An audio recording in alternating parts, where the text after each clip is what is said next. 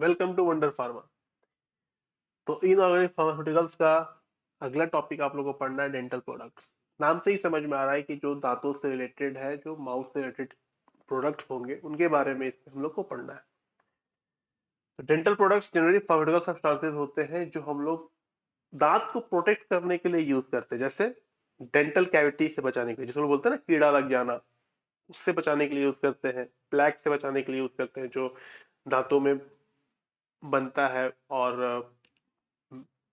बुरा स्मेल आता है उससे, ठीक है, उसके लिए यूज करते हैं। साफ करने के लिए यूज करते हैं, दांत को पॉलिश और व्हाइट करने के लिए यूज करते हैं, फ्रेशनेस के लिए यूज करते हैं। तो इन सब चीजों के लिए जो यूज करते हैं, या फिर डिफरेंट डिफरेंट पेरिडोंटल डिजीज, जैसे आपके जिंजिवाइटिस हो गए, ब्लीडिंग गम हो गए, इन्फ्लामेशन हो गए, म्यूकोस्टेसिस हो गए, ठीक है, तो इन सब चीजों को ट्रीट करने के लिए भी डेंटल प्रोडक्ट का उपयोग किया जाता है।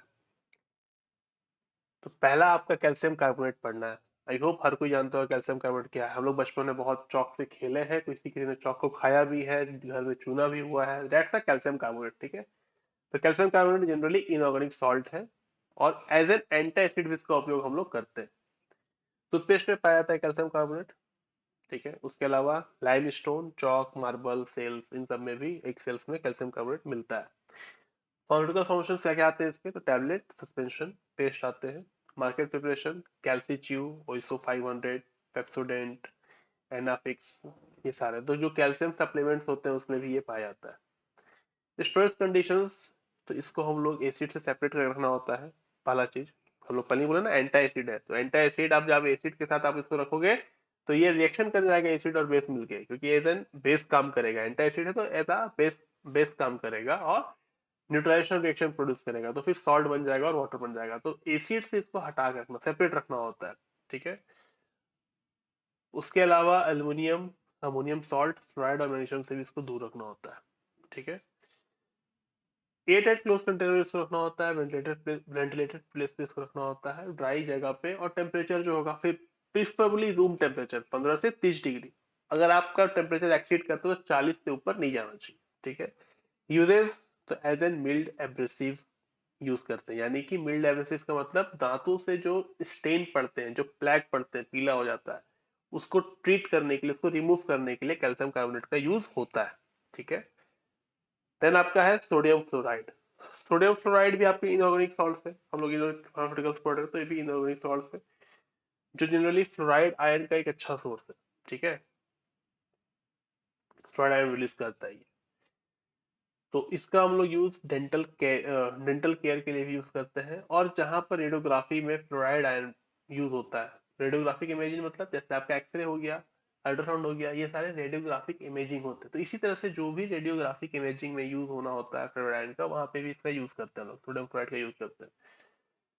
सोडियम फ्लोराइड का पहला हेल्थ बेनिफिट 1930 में पाया गया। हुआ ये कि देखा गया कि जिन लोगों के पानी में फ्लोराइड की मात्रा ज्यादा होती है, ठीक है, यानी फ्लोरिनेटेड ड्रिंकिंग वाटर है जिनके पास, उनके दांतों में कीड़े कम लग रहे होते थे, दांत जल्दी खराब नहीं होते थे। वहां उस क्षेत्र में दांत जल्दी, उस कम्युनिटी में दांत जल्दी खराब नहीं हो रहा था, दांत बहुत मजबूत हो रहे थे, कीड़े नहीं लग रहे थे। जहां और जिन क्षेत्र में, जिन कम्युनिटीज में सबसे कम फ्लोराइड पाया जाने वाला पानी मिलता था, फ्लोराइडेड वाटर मिलता था, जहाँ पे फ्लोराइड कम पाया जाता था, वहां पे कीड़े जल्दी लग रहे थे, दांत जल्दी खराब हो रहे थे। तो 1930 में ये चीज पहला बार सामने आया कि हाँ, फ्लोराइड जो होता है वो दांत के लिए बहुत इंपॉर्टेंट है, ठीक है। Pharmaceutical formulation, gel, paste, mouthwash, tablet. Market preparation, फ्लोरोटी, पैसा, डी फ्लोर, नॉफ। स्टोरेज कंडीशन, फ्लोराइड आयन जो होता है वो धीरे धीरे डिकम्पोज होता है, ठीक है। उसका जो एक्वस सोल्यूशन होता है उसमें डिकम्पोज होता है, नहीं वो खराब होता है, ठीक है। तो इसको आप ग्लासेस में नहीं रख सकते हैं, जो ग्लास कंटेनर होगा उसमें नहीं रख सकते हैं। क्यों? क्योंकि डिकम्पोज होने के बाद ये अल्कलाइन हो जाता है, और अल्कलाइन होने के बाद ये ग्लास के साथ रिएक्ट कर जाएगा, ठीक है। तो इसको हम लोग एयर टाइट प्लास्टिक कंटेनर में रखते हैं, ठीक है। खासकर वैसे फ्लोराइड आयन सॉल्यूशंस को जिनके पीएच जो होते हैं वो 7.5 से कम होते हैं, ठीक है। क्लियर यहाँ तक? चलिए, फ्लोराइड, सोडियम फ्लोराइड का आपको टैबलेट भी बनता है। खासकर टैबलेट उन लोगों के लिए बनता है जहां पे फ्लोराइड की मात्रा पानी में कम पाई जाती है, ठीक है। तो वहां पे टैबलेट देके फ्लोराइड का जो कमी होता है उसको पूरा किया जाता है, फ्लोराइडेड वाटर का जो कमी होता है उसको पूरा किया जाता है। उसको भी इसको उस टैबलेट्स को या फिर प्रिपरेशंस को रूम टेम्परेचर में रखते हैं। मैक्सिमम टेम्परेचर 40 होगा, बट प्रिफरेबली रूम टेम्परेचर 15 से 30 डिग्री के बीच होना चाहिए। अगर इससे कोई सॉल्यूशन बन रहा है तो उसको फ्रीज ना किया जाए, ठीक है, क्योंकि फ्रीज होने से फिर वही क्रिस्टल फॉर्म होगा और वो खराब हो जाएगा, ठीक है। कैल्शियम और मैग्नीशियम सॉल्ट के साथ फ्लोराइड जो सोडियम फ्लोराइड जो होता है वो इनकॉम्पेटिबल होता है, वो रिएक्ट कर जाता है, तो उनसे उसको बचा के रखना होता है। तो इसमें देखिए दो चार पॉइंट ऐसे हैं जो आपको स्पेशली लिखना है। जैसे फ्लोराइड का एक्वा सॉल्यूशन ग्लास कंटेनर में नहीं रखाएगा, क्योंकि ये डिकम्पोज होके अल्कलाइन फॉर्म में वो हो जाता है, पहला चीज। दूसरा चीज, प्लास्टिक कंटेनर स्पेसिफिक आपको यहाँ बोलना होगा कि इसको एयर टाइट प्लास्टिक कंटेनर में रखना है, खासकर ऐसे फ्लोराइड सॉल्यूशंस को जिनके पीएच जो है 7.5 से कम है, यानी थोड़ा एसिडिक है वो, ठीक है। फिर आपका वही रूम टेम्परेचर हो गया, फ्रीज नहीं करना हो गया, कॉमन वाला हो गया। लेकिन फिर आ गया कि फ्लोराइड, सोडियम फ्लोराइड जो होता है वो कैल्शियम मैग्नीशियम सॉल्ट के साथ कॉम्पेटिबल नहीं है, रिएक्ट करता है, तो आपको ये चीज वहां पे मेंशन करनी है। तो स्टोरेज कंडीशन में कुछ चीजें आपको यहाँ स्पेसिफिक देने होंगे एग्जाम में, ठीक है। यूजेस पे आ जाइए। ओरल और टॉपिकल फॉर्म जो इसका होता है वो डेंटल कैरीज से बचाने के लिए या उसको कंट्रोल करने के लिए यूज करते हैं डेंटल हेल्थ में, ठीक है। ओरल, ये टॉपिकल फॉर्म जो होता है, हम लोग ये पिछले क्लास में पढ़े थे ना कि टॉपिकल में आपके माउथ वॉशेस वगैरह आते हैं। तो आपको जो ओरल या टॉपिकल फॉर्म होगा जनरली डेंटल हेल्थ के लिए होता है, यानी डेंटल कैरीज को रोकने के लिए या कंट्रोल करने के लिए यूज होता है। अगर किसी को हो गया तो कंट्रोल करने के लिए यूज होता है, ठीक है। उसके अलावा हम लोग बात किए थे कि जहाँ पे फ्लोरिनेटेड वाटर नहीं है, कम मात्रा में फ्लोराइड प्रेजेंट है पानी में, पीने वाले पानी में, वहां पे हम लोग 6 से 16 साल तक के बच्चों को फ्लोराइड टैबलेट देते हैं ताकि उनके दांत जो है वो बचे रहे, ठीक है। देन आपका है denture cleaners. What is denture? आप लोग देखते होंगे कि बहुत से बूढ़े लोग नकली दांत लगाते हैं, उनका पूरा दांत बाहर आता है सेट, फिर वो वापस से लगाते हैं, रात में सोते समय उसको ग्लास में पानी में रख के इसको रखते हैं, देखे होंगे ना। तो ये वही चीज है, ठीक है। डेंचर वही चीज है। तो डेंचर क्लीनर उस चीज को साफ करने के लिए जो यूज होता है वो आपका डेंचर क्लीनर है, ठीक है। तो जब डेंचर माउथ से रिमूव कर लेते हैं तो उसको साफ करना होता है। तो साफ करने के लिए जो सब्सटेंस का यूज करते हैं, जो सोल्यूशन का यूज करते हैं, उसको डेंचर क्लीनर कहते हैं। मेन पर्पस क्या है इसका? तो जब जाहिर सी बात है कि आप जिस चीज को माउथ में यूज कर रहे हो वहां पे बार बार म्यूकस रिलीज हो रहा है, ठीक है, सलाइवा रिलीज हो रहा है, नॉट म्यूकस, सलाइवा रिलीज हो रहा है। सलाइवा जब रिलीज हो रहा है तो वहां पे बैक्टीरियल ग्रोथ होने के, इन्फेक्शन होने के खतरे बढ़ जा रहे हैं। उसके अलावा आप खाना खा रहे हो तो जैसे दांत में खाना फंसता है, वो डुप्लीकेट दांत है फिर भी खाना फंस रहा है, फिर वो सड़ेगा, फिर वो इन्फेक्शन पैदा करेगा, ठीक है। तो इस तरह के बैक्टीरियल ग्रोथ को रोकने के लिए, ठीक है, हम लोग डेंचर क्लीनर का यूज करते हैं। इस तरह का बैक्टीरियल ग्रोथ होगा तो स्टोमाटाइटिस होगा। स्टोमाटाइटिस क्या होता है? तो मसूड़ों में सूजन हो जाना, इन्फेक्शन हो जाना, ठीक है, ब्लीडिंग कम हो जाना, स्टोमाटाइटिस का एक लक्षण है, ठीक है। तो डेंचर रिलेटेड स्टोमाटाइटिस को बचाने के लिए इसका यूज करते हैं। उसके अलावा जो बैक्टीरिया जिस वजह से स्टोमाटाइटिस होगा उसका नाम है यहाँ पर कैंडिड एल्बिकन्स। जनरली इसी बैक्टीरिया की वजह से ज्यादातर डेंचर रिलेटेड स्टोमाटाइटिस होता है, ठीक है। तो जब भी इसको यूज किया जाए तो इसमें क्या होता है कि जैसे प्लैक बनता है ना डेंटल, हम लोग के दांतों में सुबह उठते तो एक बैठा होता है परत, वैसे ही इसमें भी बायोफिल्म बैठ जाता है, ठीक है।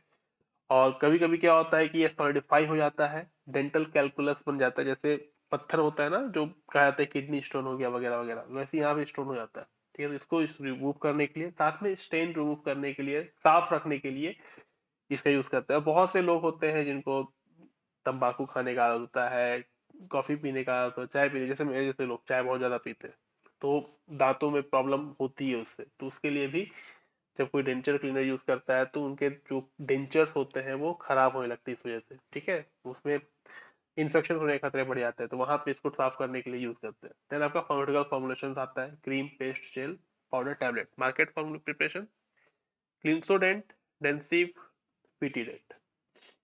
स्टोरेज कंडीशन तो नॉर्मल रूम टेम्परेचर में रखिए, ठीक है, कोशिश करिए कि 25 डिग्री से कम रखने का। यूजेस क्या है? तो अभी हम लोग बात किए थे कि इसको डेंचर रिलेटेड स्टोमेटाइटिस को प्रिवेंट करने के लिए, बैक्टीरिया के ग्रोथ को रोकने के लिए इसको हम लोग यूज करते हैं।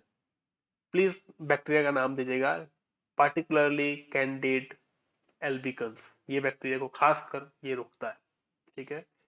देन आपका है डेंचर एडेसिव। एडेसिव वर्ड आप लोग सब कुछ सुने होंगे, फेविकॉल, जोड़ने के लिए, चिपकाने के लिए। तो जो आपका नकली दांत होता है उसको भी चिपकाना पड़ता है दांत, ठीक है। क्योंकि होता क्या है कि जब नकली दांत लगा, जनरली लोग यूज करते नहीं है, बट बहुत से लोग यूज करते हैं। जब आप नकली दांत लगाते हो तो कैप रह जाता है जहाँ पर खाना फंसता है, सीड़न होती है, मसरूड़ों में इन्फेक्शन होती है, ठीक है। मसरूड़ों में, क्योंकि दांत तो है नहीं, मसरूड़ा है, उसके ऊपर दांत लग रहा है, नकली दांत लग रहा है, ठीक है। तो वैसे लोग क्या करते हैं कि दिन भर दांत डेंचर लगाने के लिए डेंचर एडहेसिव का यूज करते हैं। तो उसका एक और फायदा है कि वो बार बार हिलता नहीं है, इधर उधर नहीं भागता है, वो एक जगह पे सेट रहता है दिन भर के लिए, ठीक है। तो उसके लिए हम लोग डेंचर एडहेसिव का यूज करते हैं। फार्मास्यूटिकल फॉर्मुलेशन क्या है? Cream gel, market preparation, Polident denture, fixative cream, Fixodent complete original denture adhesive cream. Storage फिर वही आपके रूम टेम्परेचर में रखना है, ड्राई जगह पे रखना है, ठंडे जगह पे रखना है, हो सके तो 25 डिग्री से कम टेम्परेचर पे रखना है। यूजेस क्या है? तो दिन भर के लिए आपका जो डेंचर है वो एक जगह पे सेट रहे, स्ट्रांग रहे, ठीक है।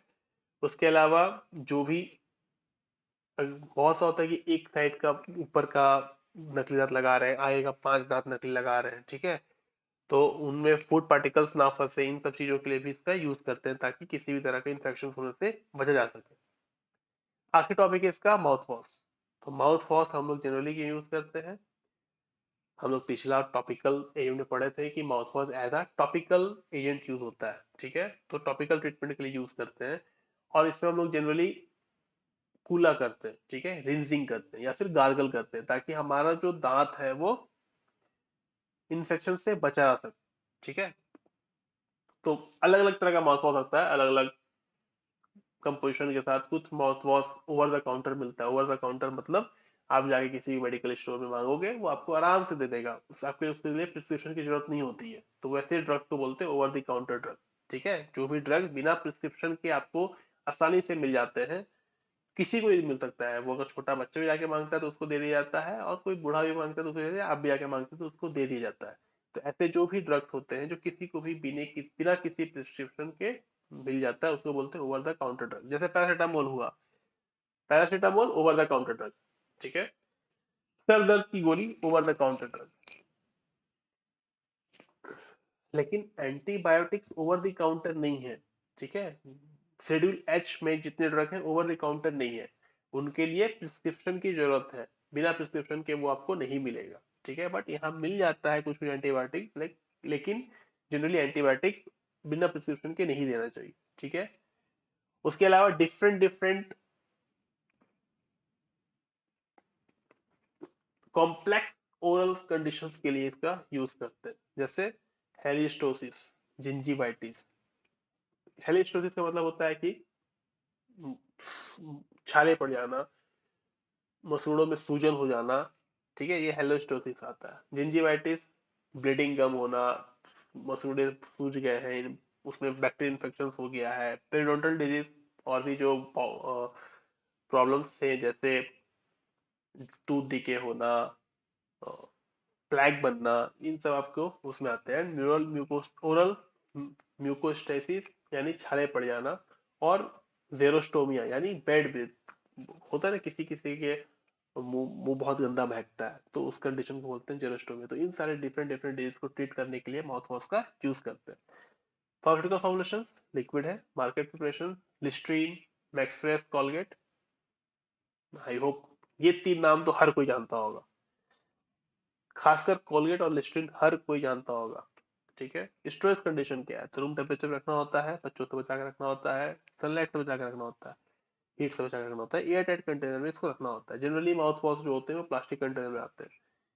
यूजेस क्या है? तो एज एन एंटीसेप्टिक ये काम करता है, टीथ को, गम को यानी कि मसूड़ों को, गम मतलब मसूड़ा, और गाल के अंदर वाला पार्ट को ये बैक्टीरियल इन्फेक्शन से बचाता है, ठीक है।